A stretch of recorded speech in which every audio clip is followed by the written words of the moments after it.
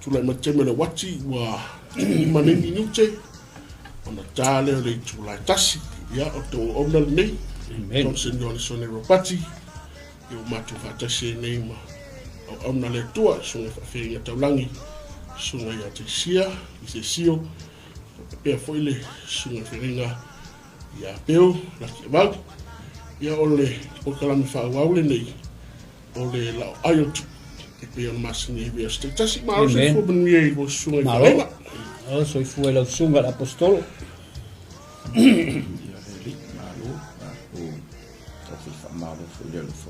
Amen.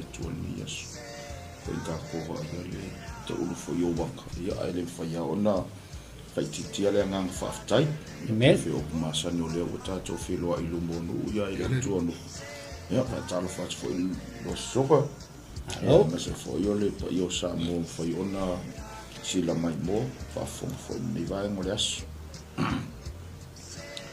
ya le ri ma lo la va de fa mal do ski do su ma lo la va le ta ne pa yaso Amen. Maror talo, maror sail, maror futapenda. Tu sai foi marbola wina, mesel maror le tua o tato. Maluela o nai ya fa maror foi ya ile. So tapa foi sunga le i kurfaton. Amen. So fa feeling ya. Reta. Ya lo fa pena ona. La ono sua foi. Ya wala war fa le o tato po kala me pen masan ya ya sabo. Ya, ke manatu. Ya, ele alta tu amatai. Ise talu. Amen. Ya, fa la sola. Ile o tatu po kalame la el tu. Ya, ma fa la va ya tu tu la no nei sunga fenga. Ya, ya peo. Pe na fu na sambia se tale amatai. Amen. Kalame ma fa la. ya ta to fo matalo ta mai le ma fa ya no fa titi ale vi inga fa ne tanga ma le fa manu ya te o ya le fa fta yo no le ne yaso ma ya le ta ya o si yo fo le ne ya o lo to ma pia lo wanga le ngata le tu o le sui fu ma le o lo si o ma tu o tu no pele o samo ya ma se fo yo i ma tu ne yo ya fa ma luenga fa fta le tu o no ava no le fa yo na ma tu ma tu te fa so ina i la wa fiong pa ia Mātou te talo ai lei se poto, lei se ata mai, ia te i mātou e whasoa i la ua whiong pa i. Ai mātou te whatanga ina le te inga lo wanganga pa i. E mawhai ona tai to urua ina mai mātou, se whi awa e tu ina i o mātou loto. Ma leile tua i whaafonga anga se o mātou atu no. Ma lava i sunga i whaafia inga ma whaletua o e o whaafale le malu awa, o e malo whina ngalo.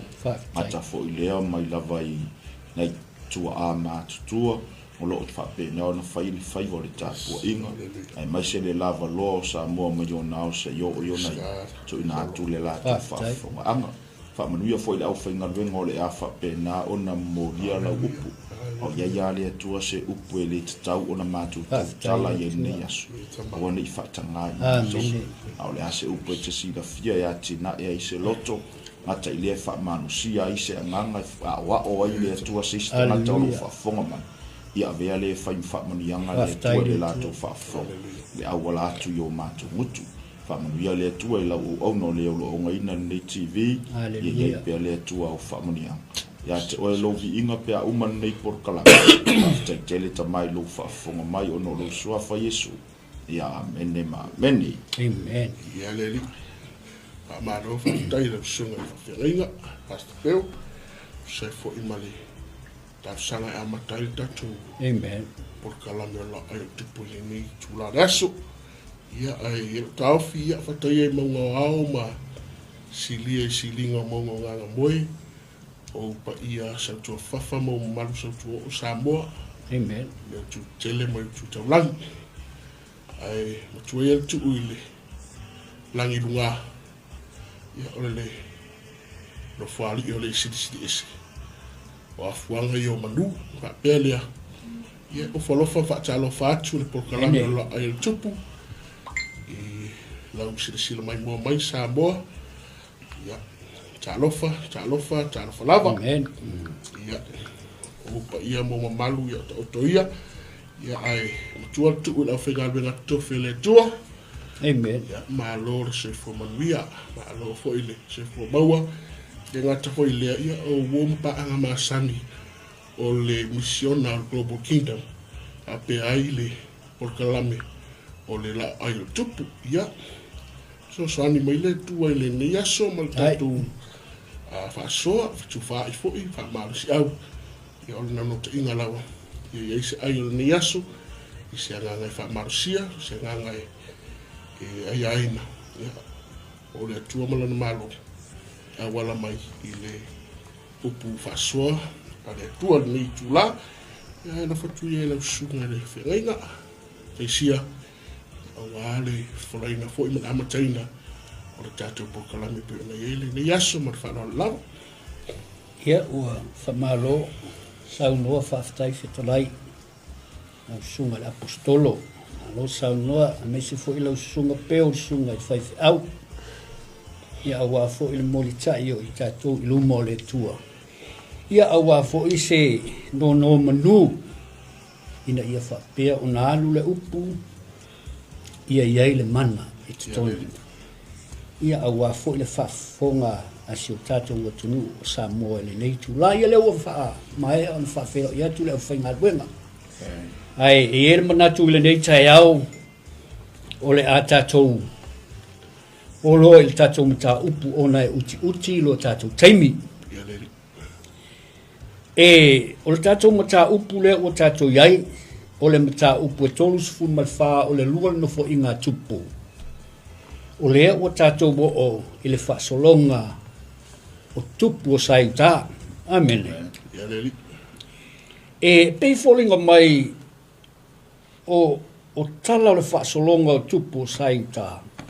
E winga tutusa i le tele o le whaalongo. Amen. E le ia se tupu e le o tula mai, e le aiso le whaale tonu. Le leile amatanga.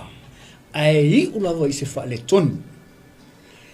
A tātou whaamalosia i la i lea vai aso, ma lea vai aso. Pei e longo tutusa i le whaalongo. Ai olo i ai ni le sona i tutonu e mafua ai o na tātou whasoa whapea. E o leo ngāfo i leo le whenga inga tuai. O le sona uma mea tutupu mo i tātou. Amene. Ia leli. O le sona uma mea tutupu e mo i tātou. E le mo le tua e mo i tātou. Amene. O mea se uma lavo le whenga inga tuai. E te tau o na tātou wa o mai ai. I la tātou sa valinga i le au ngātou pulanga le o tātou iai. Amene. Ia leli. O na tātou pula le tos fumalwha le o tātou tala noa i le tupu o Iosia. Amene. O le tupu le o Iosia sina tala la titi mo ai le amataina. O le valu o na tausanga na nofoa i mai ai i le nofoari. Ai o le manga ia o le wha umanga o le mata upo e tolu sifu tolu. Ia. Na wha umma le mata upo e tolu sifu tolu. Ina ua fo ua e au na le atua le tamau i o sia. Le li leo wai amone. Amone o le tamau leo i o sia. Wha maila ia. Ua fo ua e au na a amone. Ia amone. I le maota o le tupu. Ia. Amen. A le mangai e o le wha umanga mai ona o atu lea o le nu. Le ukana ngoi a saita, ona o atu le nu. Ua fo ua e sa wha o lima i le tupu. Amene. Ona latou au maia lea o ai, o Iosia, ua wha anofo i le nofo ali. I leo na valu tausanga. Amene. O le amataina la tatou mata upu. O loo tātou tala noa ai, i le mea lea nga whaalongo i ai o sia. O le a, o le paua, o le upu o le atua. O le tātou theme la, o le power of God's word. Po o le power o lo o le upu o le atua. Amen. Awa, i le upu le ale atua, sa whaalongo i Iosia. Whai mai na wheliua ina ai le tangata. Na wheliua ina ai le o langa o Iosia. Aisea, ona o le paua le o le upu o le atua. Amen. O le paua la le o le upu o le atua. O lo o iei umai tutonu le a inga atua. O le paua, o lo tala noe le angang pa ia. Amen. O le upu, o lo tala noa ia Yesu. O le atua, o lo tala noa i le sovereign, po le pule au au. O le paua la, o le upu o le atua, o lo o iai le toru tasi pa ia. O ia o le backbone o mea uma o ai. O le pule au lea o le sovereign a le atua. Amen. O sesi vaenga tātou te vā ai ai, ai le whaitawina le tātou tusi. O le lua vaenga tātou te tilo i ai. O le saili lea o lou saili i le taitainga a le atua. Kasi le mea e se le tā ua i le mata upu lea awa o mea umalawa le whai e Iosia. O la e saili Iosia. Amen. Whai mai o la e saili Iosia e saili le taitainga le atua. Lea ua filifili ai e filifili o sia sa ili i le taitainga le atua e ala i le profeta fafine.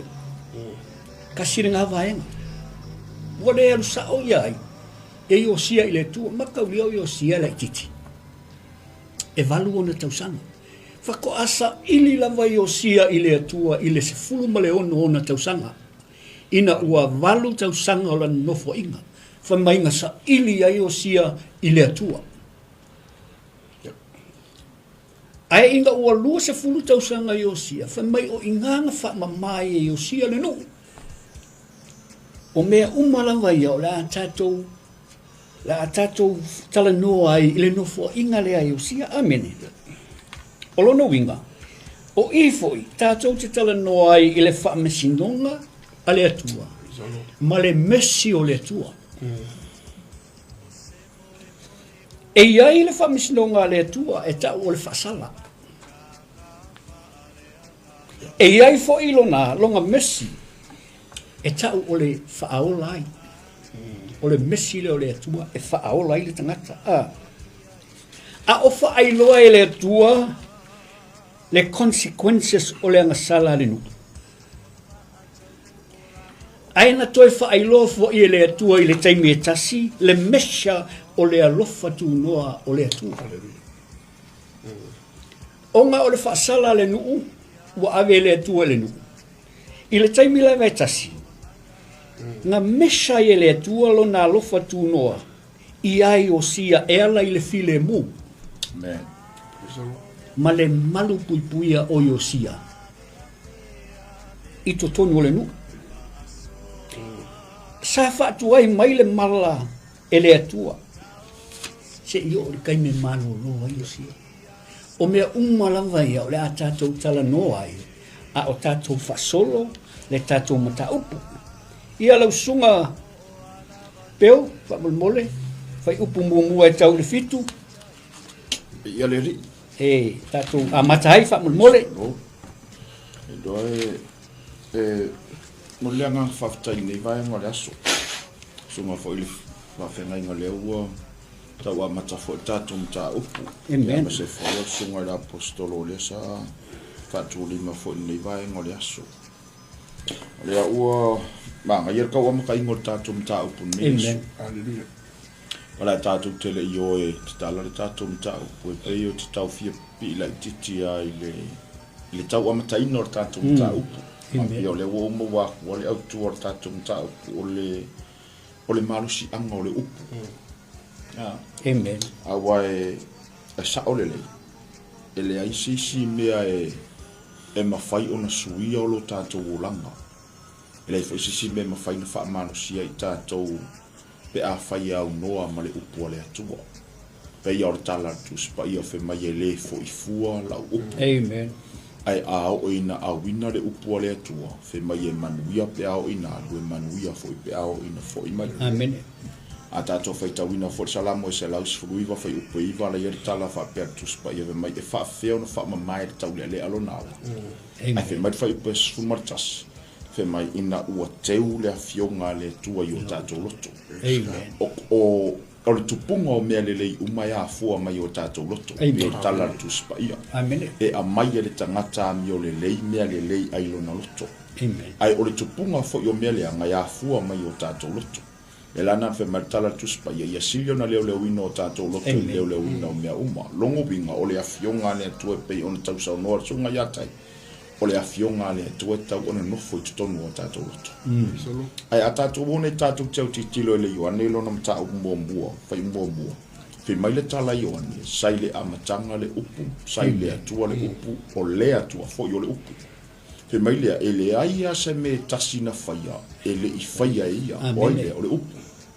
Longo binga a tātou au titilo iai, e faia sina te le ma o ngā tele o le upu. Amen. Leanga au titilo nei I, o le te le I o le sota inga o le upu, mai o sia, le ua fai le upu ma whaola tōtonga ia iosia, pe fai ma taitai ma pe fai foi ma le na taitai, ia tangata le iosia. Amen. Mana tua ero nei tua fai taun tau pe tolu suma tolu lenta wha matale sunga iatai. O Manase, na whanau e Manase Amoni, ai whanau e Amoni tangata iosia. Amen. Ai au ki kilonge ia e kukusa le leile ala fua ngā o mai e Manase Amoni. Ngā o mai lea, fe male tala tu spa ia ua whaia lea mi o leanga. Te whatu lunga tu o asayua mai, pa ala. Ele I alu ese a mone mai le awalanga uia iluna ta maua, o Manase. Amen. Ai o ina whatu la I mai ele tua Iosia. Fe mai le tala tu spa ia o le valu o tausanga o Iosia, le na whatu la I ele tua. Ai, ai tātou te iloa ma leo wingo rungo mela valu. O le amitaka fo. Longo winga, ua sila fia le leia ele tua, ua tatau ona iai se swinga wai. Fo Israel. Mana tua me le ola mai kai mo mangase sauda kai mi Amone. Ele ai ma se vi ingo le atua mo ifia. O mo tono Israel o mele. Me ia tala le atua le fa ia Israel. O te fa ma a ina loto farao. Ina ia mawai so vi inga. Amen. Ai au titilo nei tono yuta le kai mi le. Le ai ma se vi ingo le atua mawai. Ai sea ma fua mar kai ka inga mangase, ma fua mar kai ka inga Amone al mela o manambia. Ua mana o mia seisi mea fou. E ka kau o ngā whaku lai mai ko kongo yuka. Inga ia maua i se vi inga o le atua. Lea la ua whatu lai ia le atua le tangata Iosia. Ai a tātou au titilo ia na whatu lai ia le atua Iosia I le taimisao. Amen. Whatu lai ia le atua Iosia I lona taimi o le valu. O le kaimi o lea. A tātou tala nono me le valu o le amatanga fou. Toa valu tangata na whaasao mai ia le atua I le lolo. Amen. A tātou tala noa fo I le numero fou. E tala noa I le regeneration. Longo binga o seisi au ngā tupulanga fou. Amen. Longo binga o ka umai anga ola mai le kaimi o Amoni. E kukusa malako mawhau ma Amoni. Amen. Ai ngā kau mawhaile koe whaakula I Iosia. Ia Iosia. Ina ia mawhai o na sui I o lanto mawhau. Ma avea o lanto mawhau o se mawhau. Amen. Beila melen sau noa le sunga yatai. O le upu le atua e whaafo wino tātou mawhau. O le mea moni, o le whaolaino tātou e le whaolaina I kako mawhau. Amen. O le whaolaino tātou e whaolaino tātou anganga. Ai o le whaafo wino tātou mawhau e whaafo le upu. E na sau noa le sunga yantai. E iai le manusi ang o le upu le atua. E ui ala na whaatula I e le atua Iosia I le valu o na tausanga. Ai sa mawhai Iosia o na whaafo na mawhau. E awala I lea. I le upu le atua. Amen. Nei la tai au ia pe singa ka mai pa ila kiki nga ka kom ka upu ni tai au le ka wa maka maka. Ai o le marusi ang le upu le atua. Ia tu ina tu le Maro whaftai ia manatu o le a tātou wolo e le whaita wina o le tātou tusi. Amen. Whaftai peo I le māngai o le whawholanga. E fua lava I le upu le atua.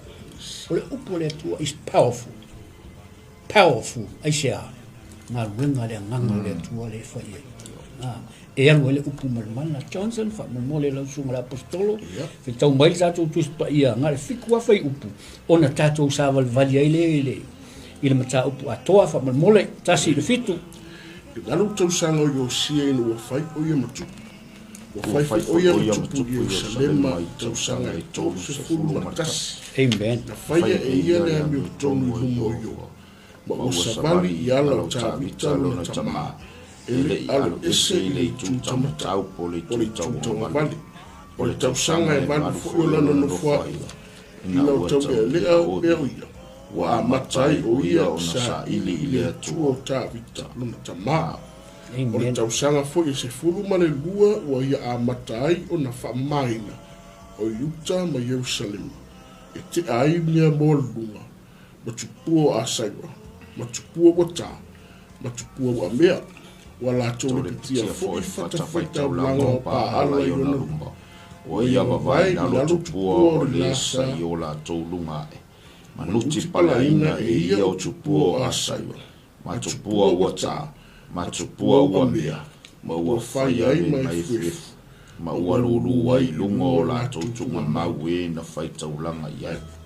Ua sunu ina e ia o iwi o whaitaulanga i lunga o la tau whata whaitaulanga, a ua wha mai na Utah ma Yerusalema, sa wha pea o na whaia i a ai o Manase, ma e whawaima, ma Simeona, o atu i na whatani i a la tau mea ngau i tu unga, ua lepetia e ia whata whaitaulanga, ma tupua o asai, ma ua tu ini ia tupua ua tā e whai mai whifu, ma ua wawai i la o tupua uma o le la i le nuu Israel, ona toi fo i mai ai lea o ia i Jerusalem. Amen. Praise the Lord. Amen. O lea o lo whamatala mai ai le no fo inga e Iosia ina ua valu o na tausanga. Le ua sei e mai le no fo ali. Ina ua fo ua lona tamā. E au onga. Le ua whamatala mai. Ko mai, ona watu leo tangata le nu ua whasioti au auna ia. Ua fo vale ia te ia. A whamet whau pelo, ua whaia e ia le ami o tonu i lumo le li. Ua whaia ia le ami o tonu. Ua savali fo i ala o lona tamā o tavita. A whaila o le valu o tausanga la no fo inga longa winga. Le ua sfuruanga o tausanga o le tama. Ua matua amaka ngakua. Lea whai maila ia, ua a mata o na sa ili ile atua o tavita lona tamā. Amen. Sfuruanga kausanga. Le ua valu no fo inga. Ai whai mai, o le tefulu ma le lua o tausanga no fo inga. Longa winga, le ua lua sfulu tausanga. Le ua a tolo na lua sfulu. Ua amata i loa o na whaamama Utah ma Yerusalema. Momua. O kupua o Asaira, o kupua o alatau taina, o tupua o mea. At mangai e al whai upe wha. A tatou whaitau i al whai upe wha. Whai mai ua le peti whata whaitau langa o paala. Ua nuti palaina tupua o Asaira. O tupua o tā, whamai ua whai ma efu, ona lulule i lunga o la tautu ngā mau. I lunga o ku ngā mau ai, o le obali ia ngā whai a taulanga. I tupua ia, Ua susungu fo iwi o whai taulanga, i lunga o la tau whata whai taulanga. Ona o le ale wha mamā le tupu, whamai, o le wha mamā le kupu i mangase. Ua wha lau tele, ma ngai e o le mele, ua wha lau tele e le tupu. Le wha mamā ia Manase o Efraima o Simeona o na whatali. O le ma ngai e o le whiwhilinga le ua whai. O le filifilinga le atua. O le finangalo ngā le atua. O le filifilinga le atua. O le finangalo ngā le atua. Ai, e mawhai fo i le atua o ngā empower le tangata. E pei o le mele o tupu ia Iosia. E maangai ai o le demonstration le ngā whai wa e mawhai o ngā whitwhili e le atua, e mawhai fo i o ngā empower e le atua so se tangata. Pe matua, pe la ititi, E tō fia la vai le atua e whai matai ina ia mau ai suinga fōu. Le sa tala noa au na i le nume vadu. Nume vadu, o le amatang fōu. Wa umare ato toa o le atua le fitu koe whai mai lisi mea fōu. Amen. O le mea lea sa ilfina ngalo le atua, lea na tala noa i le au na ia peo. O se mea fo i le tupu mai i se mea fōu. E ui ina tu mai o tātou mawhauwhau le walu tau sanga i le tala whiunga. Ai, I'm sorry, o le mea le whingalo i le tua. A fo i le empower i le tua, e whaapea fo i tātou. Le ua filifili i le tua, o le makua po le laikiki, e a vea matai ai sila fia i le tua, e tupu mai ai se mea le leima se mea fau. E whaangala vai le tua, amene. O se tangata fo i le e positive changes. O swinga e positive. E alua ia i luma. Amen. O le si mea manga ia le i. A tatou wawa ia i le mele nga whai e Iosia. Ua sa ili i le mea o lo iai le fina ngalo le atua. O la sa ili i le mea o iai le fina ngalo le atua. O le nau ta inga sa ia Iosia. E whaafia fia i le atua. O le ala fo i lea ua ave i ailo na ato toa. E whaatau nuu ai polo inga le atua. Wa ave e Iosia lo na ato toa. Ina ia tau nuu ai polo inga po command sa le atua. Amen.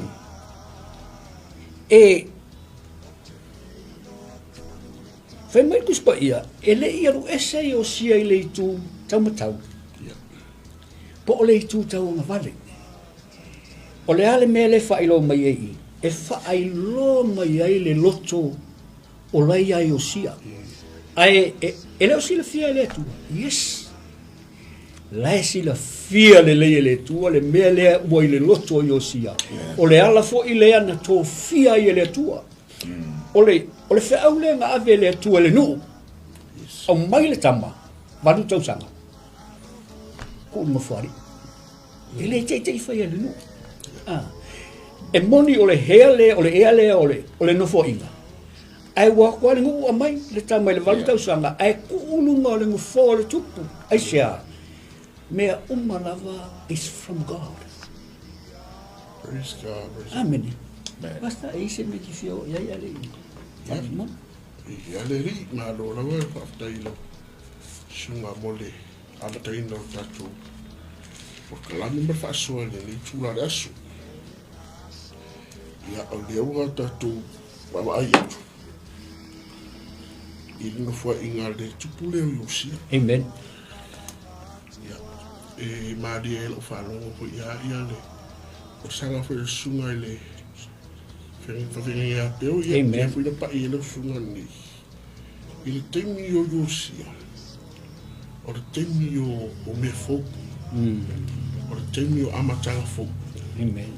O teimi o swinga folk ma swinga le le. E ona maari e fwe o whanongo. Walu tau sanga tamale na vei matu. Ia walu tau sanga o le itala noi amatanga folk. Ai e walu tau sanga no fua inga fwe o tamale. Ai fwe mai, mo ia sa ili ia yofa. O le mele sa misi mai ile no fua inga no mawai atu. Amen. No fua inga no tama, ia tatu mawai. O le walu tau sanga. O le mutuari titia. Amen. Tatu ni uwhaifana. E manatu e ta alo whata me titi. Le walu tau sanga. A le teimi lena se e mai e Iosia. O le teimi tonu lava lea o lona tama. So ua vave ona se e mai Iosia no fuali. A alu tau tino lava. O le teimi leo amu. Wanga le lua tau sanga na vei amu ne matu. Yes. Alona winga. O le si keme o le teimi lena se e mai Iosia. O le teimi sa tau. Ona no foi amu ni. Ai ua mana o mia swinga folk.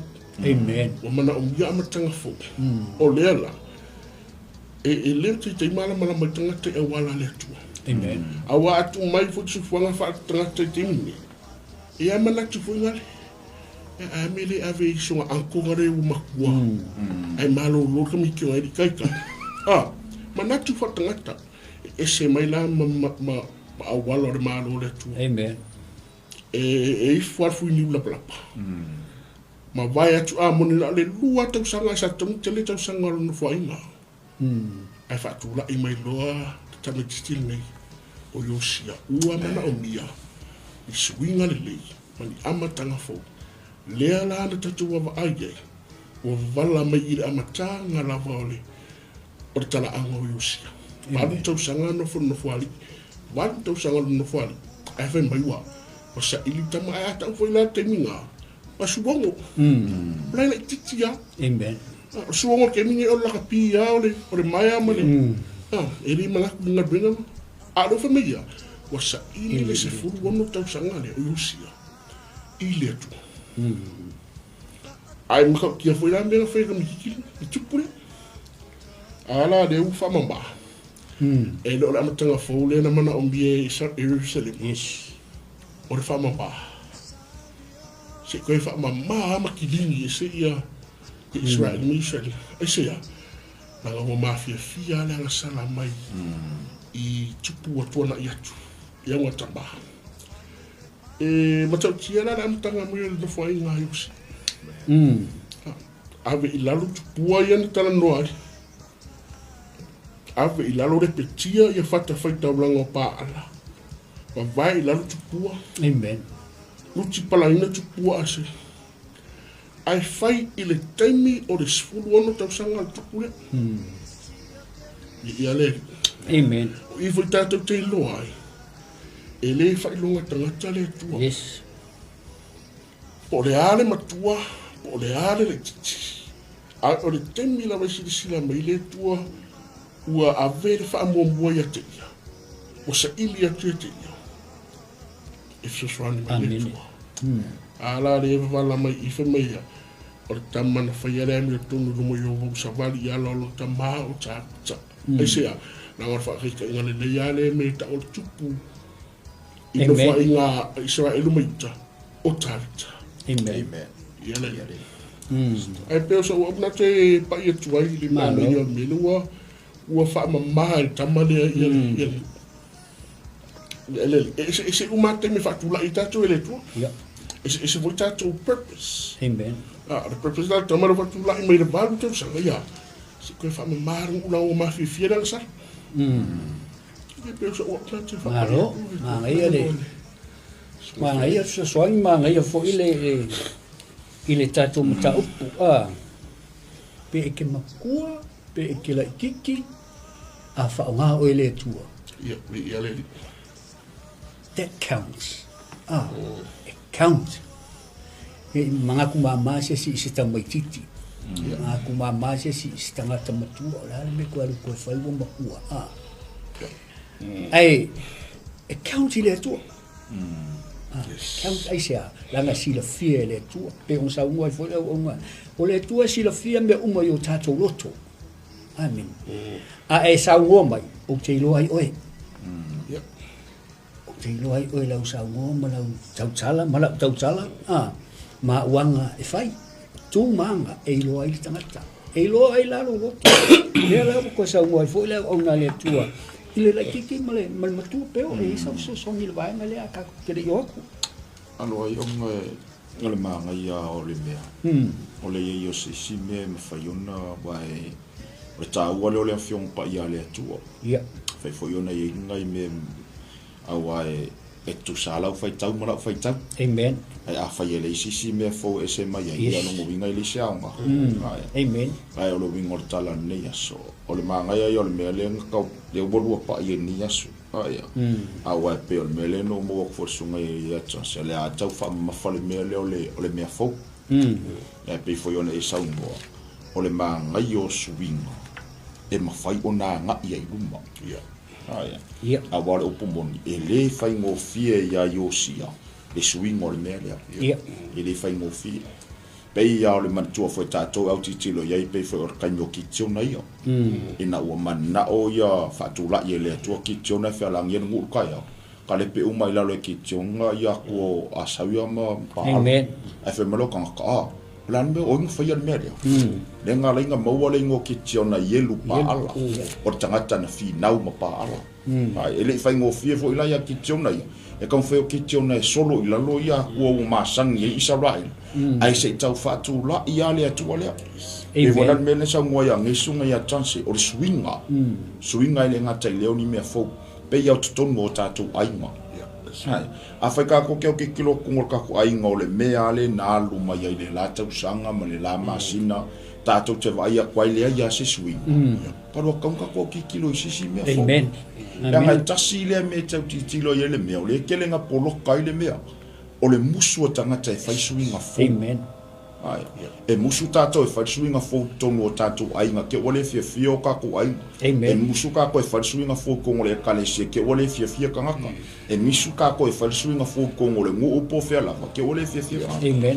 ai a o ni na tato fai ale swinga fo ole mea mai le toa ai vai lo la ye sa ole sa ngonga sunga ya tai e anga i luma le mea ai le anga ori e fe so ani le toa ile tangata o leo ti le fai se sa ilinga le anga kasinga upumanga yele ngo ki kilo i fai upeto fe mai wasa ili le tama ile atua Amen. ai ole upumonga ye ka ke le mafai se mea po le alo poto po le alo wasa mai fe mai tala tu spa ia fe mai e ma la yar kan ka fa ko kan ka e ma la yar tangata fa lango ilona poto malona to mai ai manuia le tangata e fai ova mono fa tuanga a ola no tatu fa lango ile atua e fai ele atua le swinga fo Amen. ai ma ko fala au ele atua no kupuni me fo fala au ele ko apro am kupuni me fo la me fo ko fo wal me lo le alor kan ka fa lango ile atua fala au ele ko isa ako ke lo me fo ma kupur kan fala au ele ko isa ako or kan yo yakopo yo e tau titilo fo ila taimo Yesu o le kele yo me fo ma kupu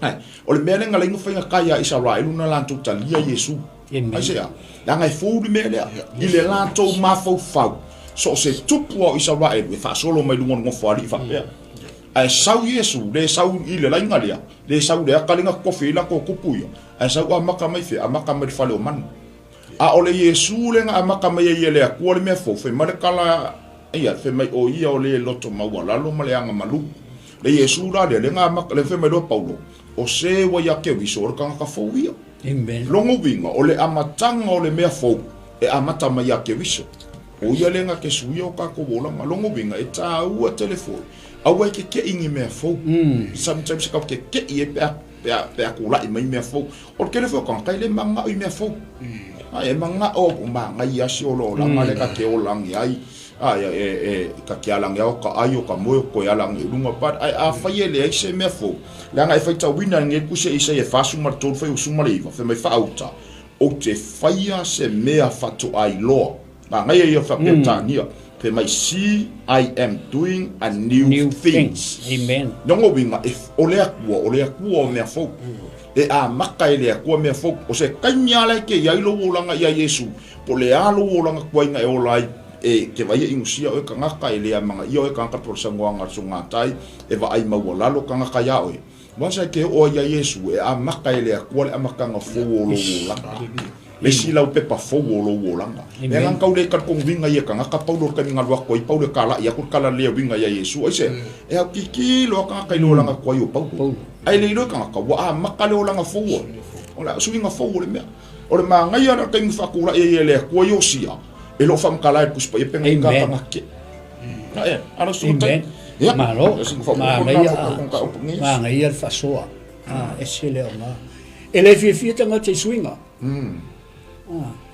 o kako uma ele fi swinga wa sa ngai fa mai o la pule le la ia ke vai ia e se winga o tanga tai fa ailoa ia i le pule e se la ngai le manga o sui wa masani e di tanga ta sa ia momoa o swinga ia te tonu ai le ka ke mumusu e fai le sa ngoi la o na le tua o swinga le ngafai e o sia e o la vai le ile tale peina ilando o lalo meu tupua ia e fou e fou le ale winga e fou o le upule a cut le tau tispa i palangi o lo tau mai ai le force le fa nga e o sia e fa le ngai le kat e whaonga i le force. Kusa o le force lea ngā kalepe ai ina ia aua ne toi au ngā mea ia. Wa mea. Mea ia ngā whaikupua. Aua nge koe au ngā sesi mea aua elele leiki. Ai, ala no whai atu le mea fau. Langa i ele mea fau, mai o ngā lulu ai le ilunga o le au ifo i tupua ia. Whai mai o lulu ilunga o latou a. Latou tu unga mau. E fau. Amene. Ai sea, ele au ngā ia latou. O leo kai au ngā ia latou mo whioki. Amene. O, whai mai ia i osia ia. O maave ko mea ngā. Pe a whai se si whai unga. Whai mai o lulu ilunga mele. Ua whaani ni lulu ilunga o tu unga mau. Ia, longa winga e whai ai. O maave. Ave tau tupua. Ole winga o le mea lea. Pea tilo le matai le lei. O le ata lea o le whaamasinonga le atua. Me fau lea, mua kipi, ai koe lulu ilunga o la tautu unga mau. Amen. O le ata lea o le whaamasinonga le atua. Tusa lea ua complete le whaasala. Amen. Ua complete. E au ngā fo i mo i tātou. O le mele mwhai e osia. E au ngā mo tātou. Ele koe au ngā mo i osia. Langa la esi la fia e le atua le loto i osia. Ma le mea ngā whai e osia. Ai au ngā mo i tātou. O le whateita inga le leile ngā whai e osia. I le nu. Ua complete ato le ta lepe ina i lalo. Ua koe kongi ai mea ia ngā whau ai ala tau tupua. O ai, whatangata o tupua a Seira, o tupua Nata, o tupua o mea, whai mai ua nuti le lii, ai whola i lunga. Ua whaaluma. A tātou tua i sesi upu. La ua whaaluma e iosia i luma o le nuu. Ia ka ngaka ia o le ale winga. Ua ato atoa le whaasala. Ua atoa le whaasala le atua. Langa e iei consequences. Amen. E iei lea, le totongi al whaasala. O lea ua declare i ka ngaka.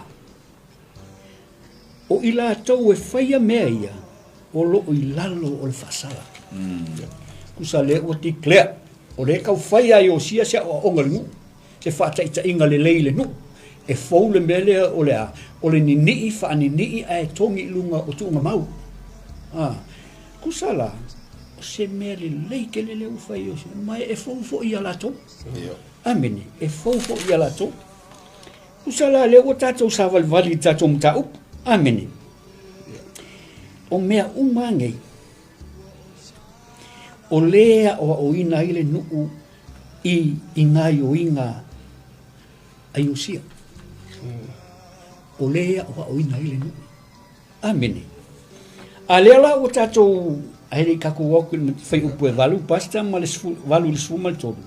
Nā on kako sa wali a ele toi whai tawina, lea o tātou malma mai. E eise si mea lua te fia pa i ai i le matau i le whai upu e mua le fitu, wha mole. Ia. Ako kere i o ese ara sunu whenga inga. Angara o upu i e lua le maanga i e lau whai tau whai upe koru. Ia. O le upu ar sa iti. Ma le whaamna ina. Amen. Aia, wingor tala. Ele na o yosia ma le nu e au ngā i ele mele. Yes. O tātou tangata whaola ina. Tangata lotu. Aia. Le anga o le upu moni. A le aise sa ilinga. Ele aise me tau se whaamna ina. Amen. Aia. Ai o le tātou sa ilinga i le atua peia o le tala tu spaia o le sa ili na te maua. E le whai ngōwhia fo ilari leo langa sa ili. Aia. Amen. Le anga o tātou sa ilinga e iai o na tūlanga, whatūlanga ina, iai o ia mea tātou sa wali e pea o na whai tātou sa ilinga. Pai o leo langa te talo, o le whai tawino o le awhiong pa ia le atua, ma le angapongi. Aia. A tātou au titilo na iai le upule sa ili longo bingo o awala umaya na uie i o sia. E sa ili ai le atua. Aia. Anga whaila ele aise sa ili ngai osia, ele aise me tau se wha maina. Amene. Yo o ia tātou o nanga i le tua. E mana o mia tātou sa ili. Ar tala lea tu spa i mai e te tau o na tātou sa ili manu o maua o ia. Amen. I salamo o mātou tōu suma tōu whai upe ono. Fe mai ia o tōu mua i sa ili. Amen. O le telo teimi nei vai tau e o ki kilo iei. O le tele yo o ke siano wa matona fifi le mu. Ia. Maia. Nen whai ngowhai aku leisi ia kelo ke siano nei taimi. O tātou fifi le mua i le tātou ngaluwenga na mai tātou i tau na whatinu. Amen. E o foi lota ia o langa whatama, o le arto inga o langa o iai lau o lea wala awai o lea tua. O le telo tangata pe ua whakingo i le poto masani le ola wala awina. Amen. Whaunga le ekspune whatinu i le wala awina. Ai teilo e mana o mia e tātou le meta o le sailinga. Leanga ale aisi sailinga e le mawhai e tātou ona whaamantonu o tātou ainga. Ale sa ilinga ele mafai tātou ona whaamato no le ekalesia. Ai, ko ela sa ili kamalo Yosua fe mai le ko Yosua. Whaamai le pena. Sa unge whaamalu, sa unge notomenu. Ai, ola whaamalo si fo ne yaso le mele ye. O le ma ngai o sa ilinga Yosia, nga mafai e Yosia on whaamama. Amen. Te loe ale ai sa ilinga e te le loa yo mata whale nga ngaluwenga le loa le poliuni. Le fai ko kongolo ainga kongola fa ngauda ka pea oia o lai o ke me uma. Amen. Ai te leilo o le ka asa ngole li o laulangi tono le ainga a o la na e lau sa ilinga fa le nganga ona pupula le o mata o le nganga ma e lo le leia kua mai leia le fili ma mea le o laulangi la ya ua fiula ka o nga ya asa ia ma e ka mo fai ko fa fo i mai asa ia ka fai ko fa fo i mai ko pua ia makua pupula whaalea nganga mako ka malo Yosia. Amen. Aya. Makua pupula mako Yosia. A o ngai malo si lau sa ili ngai lea nganga. E te ilongo fia mea la e sagwa ile li o laulangi. Aya. Ia peo saka ia lea ka mai wha popora i titi. Ai kau kere i me i whai upe walu walo. Te vea kunga. Ia o le la kako amakan kako me. Aya. Mera ngā whalualo. Nāre pusia. Ia. Ia. Mana ian meru te pa i e sura whianga hui a whau ina tatu vasu. O le sailinga ma le whamai. Sailinga ina ia whamai.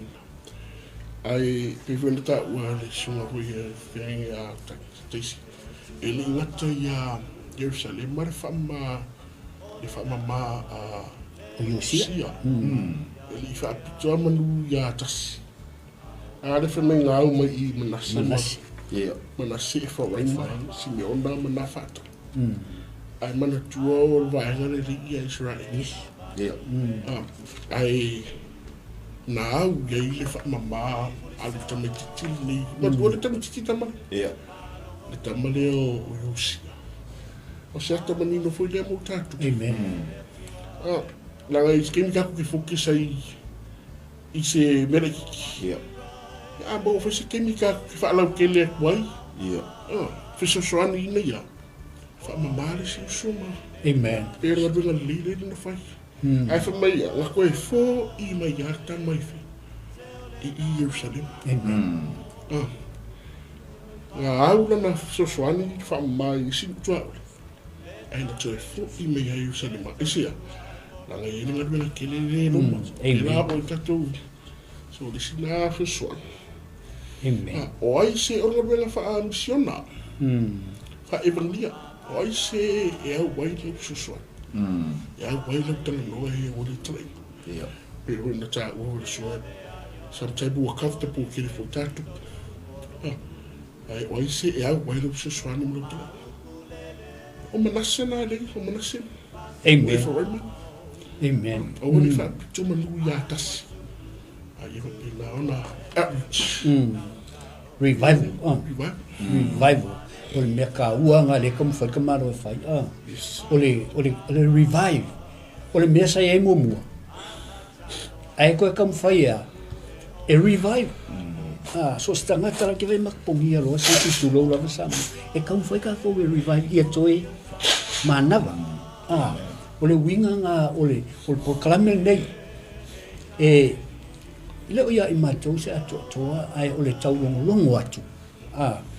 O lo sa ili fo I taimi e sa uniuni mai ei proclame. E le whaingo fie. ele nga o tatou fa pelo la alu loku ku nga e te sa ili e ke sa ungi ai te le ialu lut amene peila o mele tele no ila fanga lu suinga o le olanga o tangata a apatu le uso a apatu le tua fine se ua tau mau le fa vai ai avea le ngai pol kalambe mo le upo le tua e toi mau ai se fa malusi amene fa mela i fai upu e valu le sfuma le tolu le tatou i ai lo sunga ile se furu valu tau sanga o le nofo inga wa umai o nga fa mama le fale mo le no le was furu valu tau sanga o le nofo inga sul valu mo le valu nga fa ua lu sfuma le on kau sanga wa ke mi malosi tai mi malosi a fa was furu valu a o lea ua manao e teu le malu lea la ua uma nga fa mama le fale e ese le fa mama ese le teu amene teu le malu e mai la i ole faitau lea ona auina atu lea o safana o maseia o le lii lea o le nuu mai ona ua latou ave tupe lea la anga luele lea e fa le le malu e ave tupe ia hilikia o le faitau lang sili lea o tupe ia e mo le leipa e mo mea e fau e malu ona ave lea ia i latou o loo tau la mua i le ngaluenga o le malu amene a fa mal fa upo suma lua e ua faia e i latou le ngaluenga ma le faa mauni e sere ka e le i strako le ngaluenga ele i eise kai minga fai mai e tus pa ia nga strako i o si al kausuanga ngi mea ale fai mai o se furua i umai nga mai au sale viwa la tau ia sa tu fai to pa mai ona mai lea ave e fa tau wai mea ia ai avaku fo i e nga lue ai fai mai o le makua fa maongi lava o kangaka amene pa mai ua e le i mamai ai o sia le teu wina o le manu e ka ua e tā ua le teu wina o le manu ai o sia awa fo'i ole o ngā tonu lea o le worship o le tua e whailoa e le tua malona no amene mai o le symbol fo'i lea o le whea ngainga i le mafutanga le tua mai sara e malu lea a le fa mai o sia o le a keu manu e fa penata to o kako umalama o le malu le ngamba e te tau ona tātou a prioritize le fale o le tua fa a upenga inga le fale o le tua ela le upula o le upule a le tātou te tala noa amini e ala le malu le si o le nganga o le tua o ha mai o tātou malu amin awa o ngai o inga o fai e o sia e fa ailoa mai ailonga longa commitment commit ile tua fa mai la ia e le o le tau e le o le anga vale aia a o le tua amin basta sau alo faso ai lo sumo le fe mai mo o le manga yo le mele nei sa no ai fai upu le val au titilo ya yel o le manga yo o le fa ka kianga yo si o le plan ngala tala ale se plan ka ko me mai mau ko ye kai me fai ai o no le ngor tala ele i mo fa mai na yo si le mal au titilo le manino le mele na mua fa mai yo sia tangata amen ai fa kwa fa mai le malu ma keu malu par nai loa le yo sia ele ai se ta u le malu pe a fa le fa mai na mua tangata amen ai le langa mua fa yo sia fa mai ngo kanga ia sa kapua ia asaido kanga ia sa kapua ia paala Ngā mua au mai ar ka māloa whai mua whamamai no lato. Amen. Inga ua umalang whamamai ngā kākai, whai mai lor ka māloa, ore whamamai. Aia. Amen. Ngai loa le lei ar ka māloa, e ka kaunga whapa ia mua ka ngaka. Amen. O na o lola ia tangata e whamamai malu ma whapa ia. Aia.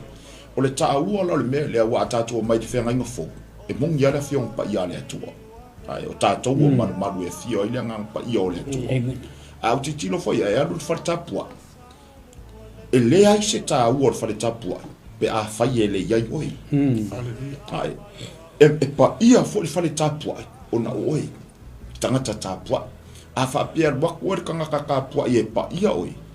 O na alu leo oi tonu le whare tapua i o le atua. E ke alakula i ke maukingwa e pa ia le whare kapua i lea. Ai a whai e le pa ia oi. E le fo se ka ua ia oi le whare lea. Le tua foi au ki kira foi ka minto la ko Yesu o le me mua le Yesu na mua fai ilana malanga fa tupu le taimi na te e tua ile asingi anga i tono i Jerusalem. Amen. Aya. O le me mua le Yesu na fai o le nofo Yesu ma fa mama le marmar. Aya. A tato au titilo la ia ina fa mama i o sia le marmar. O launga luenga fo ile malaunga luenga. E te nofo o e ma fa mama lo. Fa mama lo marmar. Amen. Wa maunga o sa wa mea le tonu ya te tato. Wa umana o mai ele tuala na upu e te fa mama ina ile marumar. Ma le fiso soan ya le ngang pa ia o inai ke ngo fa do we fa mai. Ai. O la so fa fa ma o ke alu fa kaulanga o kai mingi. Fa taile maliu o Yesu ile mo sa tau lo wat tala ile manoa. Ua mafaya ya e peu yan fa mama ia mafaya tayo fa dan fa feka ko fa ma. Fa ma wala la lo tato moto. Ai. Wa te mi tato te fa le to mo yo wa te mi tato te se. Fe mai le tala le tu spa ia. Wa ia ile ava no ya te tato te vala au atu ai ava le tamai. Ina ua masaile ie na va ile me pa ia ma le mesili ona pa ia. Amen. Wa sa ulo tola tangata umai o ile no foali. Pe a fai tato te ilo na fa ma wala. Amen. Ai, o le manga ia la le me kasi le me manga ia keu ka ko malu. Mai teu ia nga foi mo ka ko o malu. E a fio ile ngang pa i o le atua e mana o mia le teu le. Le upo le atua. Ai. Ia pe singa vai nga manga ia nga foi la wo fa no longo le nga e sa no i lo sunga fenga inga tai. Le wo i singa fa pop. Mahalo, manga ia le. Mea umalanga o le sona. Piona e sa ngo fo le malu. Ia o tatou. Amene. E le ila mo si mea ta pena ina to o le upura. Ina ia mamar malu. Amene. Johnson sa o le benefitile o le po foi faso. O benefitile o sa ili le tua. Pena tatu pe foi ta o le tala vole tau sanga le e se me e alo mo ma fufa. Ai pe o benefitile le mo me tamari o se o sa ili le tua. O ia me ka o le purpose. O le planning ta o so ya o le purpose. It's a ili le tua me le tua le mafua le purpose ma le plan. E fa tau ala le fa tau ni nei. Amen. Tu vai tuku dia. O tu lai me yosia is a king with a purpose. Ada fa me ngalu no tua oi. Ai na toi fo I mai ai Jerusalem. Amen. O ta o toilo na vala wina. Iliwa ne lo ta maleu ma ta malu. O me tau fai mo. Ia o mai no I fale o mai mama. O mai ngar rue o mai tapo o mai fa mai. Iliwa ne do focus dia. I fale tapo. Fa mai. Amen. Are foi ko vai I tangata ina to fai na mo le ngat benga dia. Fa mai ana ngar rue tangata male fa amau. Ma foi sia. Ora ale ui mai ia yosia. Fa mama ta pina ina le tangata. Awa ngar benga le le. Amen. Tan no iti mo te. Dia la wo mai ngar rue. Fai me fa mau. Amen. Fa mama le man mat teu man mat. Ni ta fa yo ina tatu. O mai no man mat. O mai tatu man mat. E au ni tatu fa mai.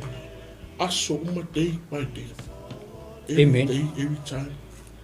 Cleans, teu repair. Le man mat ese a La nga whi mai o no fuanga e whiwai le alta. Amen. Ia le. Ngai. Nice. Awa atatou tilo iai. Ole kusa ole key lesson lava leo te te wina o malman. Ole fa fo wina fa le nganga o tatou. Ole fa fo wina le fa le nganga o i tatou. Awa ale folo nganga. E te fiu e fai. Ole winga lea ole symbolize lea ole teu ole malu. Ia fo wina lo tatou ola fa le nganga. Ina ia tatou fa tua i le ngufo ai tutongo. O i le ngufo ai kongu. O le nganga pa ia o le tua. That's our key lesson i. Ia tatou mana tua. Ke fiu e kaunga e loa. Amen. E loa lawa. Ai pe o le mangai le o key lesson le fa fo wina o le malu.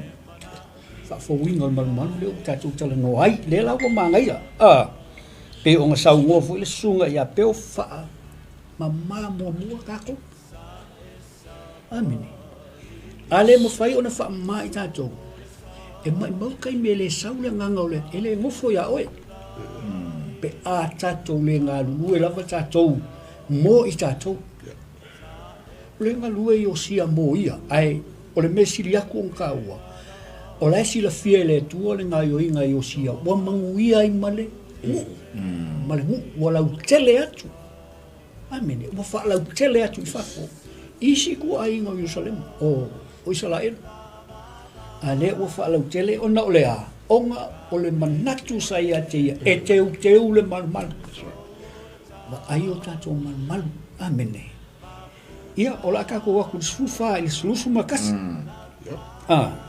o le fai upu luasfu matas o lo ele me fa pea o fai le ngalwenga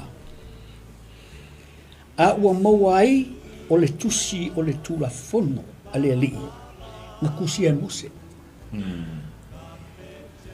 o fai le ngalwenga le o totonu o le malumalu ai mauai la i o le tusi le o le tula fono mose o le tusi le o le tula fono mose onga avele ia hilikia wa ave ia safana le tusi upu le tusi le tula fono le la wa maua hilikia ave ia safana le tusi upu ai fai mai le fai upu sumal valu ona fai tau ai lea e safana o le tusi iluma o le tupu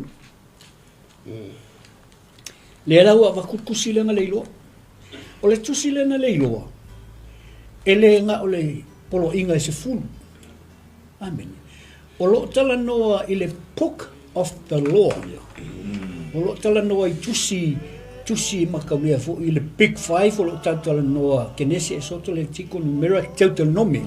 E mai se kusia o lo o iaitu la fono na avele tu ia mose mole no. Amen. O le kusi la lia. Leo fko a maua awa levan kele kupu o mati. Longo winga, ele i wha longo iai o sia. E o lava iau ngā tupulanga iai, ele i wha longo iai, ke masalo na o tangata mātua o mātua. Nga wha longo iai. Ai ua soli kula fonga o manatou, o ngā ele i maua kupu iau o matu. O whainga kāila ngā. Ai wha longo aku iau sia. Makua, o le mea la le whaika umbai, o lai whai anu. O fai kau waika vai la tangata ua tu atolo na tangata leil tamatau leile anga vale ai alusa o le tua ona fai tau ai lea e sa fana o tusi i lumo le tupu a fa mesulu iwa ua fa alongo yo sia i upu o le tula fono ona sa ai lea o na ofu longa winga ya e mea muamua ele masangi ia e o sia kusila ai o le tusi lea o lai ai o sia le nu lai soli kula fongo ia amene ua ika ila ka malo fai mai ua saei ona ofu amene ole mele fai lo mai ai ele ole mele ma o ia sia ele ole mele fai mai le tusi le fai ka maka o le mele fai kangata e ese mo le mele fai mai el tusi soli kula fongo kele le ngu amine pero e ke fia pa ia ele i umaku ka ko fai puya o nga nga ia o le mele ngai sa ngo ai ngatala o le ai ave ko kongu e manase ma amone ku puai kongo le malmal amen a o le ka aki ar ku sir kula fongo ko kongo iko amen longo binga o le ai o la manase ma amone mala ko mga o ava ko ka ia le ngu ia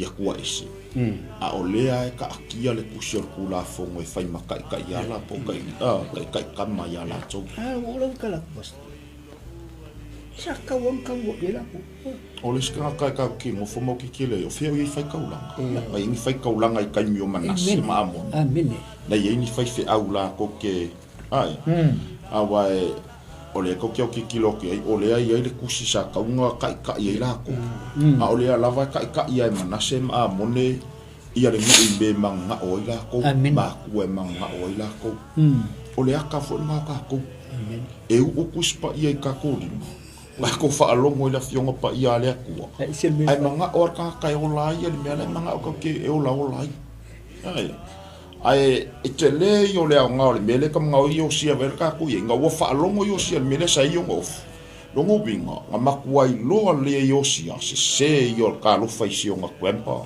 sia ka man me nga o lai ai ya o nga i do a kong fo ka ke le lo ya manga se ya ma mongi pele mala ma fo i pele kusor kula fongo ele se sinka o ya la ko ku forsa e yo o for ka malo vai luar ka malo e ke leo se senka ka ya yelo ka mamar ka malo ka manu amen au le ka ki le fiona pa ia le ku pe fe ka ko ka ki kilo ngi asa mo welo ngi pe fe orfa o ka se va o la ye ka ko yo foi ka wala o ki kilo ngi me wa ko pu mal la yo ke le swing on lo lang ke le la ka ki kilo le me ma ngai ka ko fa longo ke au le me ma ngai la fa longo e ke au le me ma ngai la va ai ko ka ngoi ko fai ka ku circula fongo ngai ka ki ko ngolo man a mi kere ka ngoi ko fai ka la fiong pa ia le ko ngai ka ki a pelo tala foi lo fer ko sala mo sala suiva fai pa sumartas o te tau ilo lo tola wa fionga ni o bang sala tu ya oi ala mi kere ka ngoi ko fai ka po la ska ka inga ale ku ala fasi manga ale ku ilanga upula wa tala tu spa ia fasile le tu ala na upuna ilo lo na swafa longo binga o mea male ku o le ta o tono le fiong pa ia le amen ai wa foi la me ku ne kai mi man swinga wa ia ka ko Samoa malalangi ka wa me we fa longo o ke na ta o tono ya te ol le tu sur tu la fu ngalo ka ngwa ko langa ku upo ya ku ngai ku ya ko fu me vodela ya lu fa nga malanga la uri ngai lu ngol fa sala ko fa le yesu la mo le mo la fe me ya ila ori le sawo makangi ma fa wa le ma ko o laito fight tom le amen e malior tala tu spa yo ka mi nga fango ye la woni yesu ku la yo yesu va va le mitangi marsa pe nga umale ko le upunga mo fu tom ya to au ina luluina ko e fa famula yo le upunga ko ko ngolo manumal se fa file mu a me nga fi so wa yo ni yo la ai ya ngaro ka me tinga lo pa ye ku pe falling mai lau sangwanga le pasta va vau le makangi marsa o lai moe le e mawhai o ngā whai ala mea lea o lo ia te ia umai a mea o le nature ngā o Yesu le ka o ka ko o le supernatural e le kukusa malele o lai tātou ai o lo ka umai e le whātua tua o le ori ia e whapena umaga ko o le mea lava e vai e o tātou mata e fua e i tātou me whai mara tātou tautala e sea le i lava le whatua tua le i lava le whatua tua o le ori ile ia Yesu whapena ngoi ka ko o mea e tutupu mai e vai e o tātou mata e whaalonga e o tātou talinga o le mea ngai ave i ai pe o msau ngole sunga le whaife au o le mea ngai ave i ai le tātou whaamomua e sea nga leva e o tātou mata e whaalongo e o tātou talinga ai ngalo i le upula vai lau tu spa ia o i masai Pe fa le fa wa ele anga le fo ke le kus pa ele o mai ele fa ngai na pasta e sa pa I de va ngale. Amen. Ale tu la ngale o tu fa so. E o mo tu si tu la fo no mo tu si e mo se. O le wa la wina I lu mo tu. Ai o le biale pi ta wa la ufaita. O le tali le tu. O le response tu. Yeah. O le si ai fa no o le tu o le aso ta tu. What is your response to the word of God? Langa o le response a le tupule o yosia. Na whaai loa mai e, le kua ngā tupu ma le loto le tono tamale. Ina o whaalongo yosia le tusi walawina, o le tusi o tulafuna tusi e mosi. O le memo muanga whai e tupule le I le whai upue e watasi. E se fulu iwa. O saia ofu. Saia ofu tupu. Ai matua o saia ofu le ato al whaanonoa. Yeah. Saia ro ofu ta o mai iwa whaanonoa. Amen. O reaction le tupu. Al sini, ai se a o whaanonoa I la tupu. Ai se a o saia ofu tupu. Ale ta o mai I lona tali atu. Ina o ia, ina fisiri ai o wa mo au, mae o tutoi Israel. Mai uta. Amen. Awa ua tele to sao yo wa li fuia titatu. Ina ua le ana o tatu tama ia fionga a Yehova. Amen. E fia nga tupule le mambao le misi mai le fionga. Yes. Au na fo ino fua inga tupu. E iai ia fau tua. O staulanga, o fai taulanga, o profeta. O leare umi maman mambau tua misi dea. E ina wala wina tu sia tu la fono tu sia musa I lumo o yosia. Na sai ia. Mai ia manao. Ina ia whaatonga tu mo ia. Israel mai uta. Amen. O le reaction nga tangata o ita tu te loai. E le whaatonga tu lima. E tu la ima yosia tau avelen. Malanga na fai. He served God wholeheartedly. Lavi atoa sera pasini. Ai ina ua maua le tupu le tusila tu lafono. Na sa ia ona ofu whaanono. Ona sea te lele misiria. Amen. Ai na mafua mai ona hanga atu. Ta maa. Ona ala sau tali atu pe ai whaanono rupa le atu. Ale wa tali mai ia. Onga ese umatanga malatu whaanono. Yeah. E mawhainga kasian whaasoa te tualonga. E se whaalonga, e ori se whaalonga tai, e se whaalonga. E se umawhi tatou reaction, I o tatou whaalonga. Ao I rau tatou whaaide, e le to inga tupure I o sia. Amen. O tupu ea, e muri tai le atua. Arenga whaia kura e misi, te lere misi lea, sa ia lo manana o ea. Sa ili a le atua, ia arufangia le atua, Amen. Ia nga ia, Utah. E renga teri, Israel. Amen. Mo ai le loto le tupu. Amen. Praise God. Ea, e loto I ona tangata. E loto I nia whamuri ina, whina ngā lo le tupu. Praise God. Amen. No loto whaine taunga ki kāku. Amen. Ka tatu whaanonga upo le tu tatu. Ana, mata. Mawhai. Whaamoa lalo. Pei o tupu. Langa ango iska ka, pe ai se. Pe mere ka kere kemi. Whatutua na iare upo le tua tu la fono. Ai whaile loto tangata. Amen. E le o le tali lea sa le o tatua e Yosia. Praise God. Na tali Yosia I lea. Whaamalia ina le mana onga o le tu la fono le atua. Amen. Ina ia. Ia ola ia Israel umita. Amen. Praise the Lord. Amen. Le o sa wala na so atu. O le aso tali atu le. Amen. Whaamawala. Yeah. Tatou wala au le. Whaamawala. Whaamawala. Peila o le reaction lea. Amen. Lea lau o sai o fuor kamaloa. Amen. E tau mai ai ua whaanonoa. Wa loto ti ngā. O laewa ai ma whaalongo. O mea umai e tautala mai ele tusi lea. E le o whaia. Ma mau ma le nu. Fai mai lola i o le tupu, ia hilkia. O mai o ma ai kambo o le atali le o sa whana. Ma a petonu o le atali i o mika. Ma sa whana le tusi upu. Ma a saia le au na le tupu. O mai o whape atu. Fesili i le li i moa. Fai mai la ia. Ma e o totoe i Israelu mayuta. Amene. E sereke le o le alu i fafo ta malua. O le ki ngale ale ai. O le ti ngale o le tupu i le whaalonga ku whaita winga o le tusi. Fa mai o mai e sa ili mo au. Ia mai e o totoe. I upu o le tusi ua maua awa. Ua tele le to sa o le alii ua li lingifo ia te tātou awa ua le ana o tātou ta mā. I le fionga le tua leu tātou tala noa le mele tala noa le lau whainga luenga o tupu i lumatu. Kala ngoia a mongi. Kala ngō le kamau a mongi. Amene, o manase, ia, o eskia, o eskia.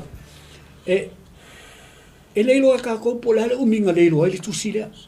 Amene. Ai, kua faula wale whaalongo ai osia. Ngai loa fo i osia. Ele aila. O le kusile al kula fongo. Ele o awea i ai osia.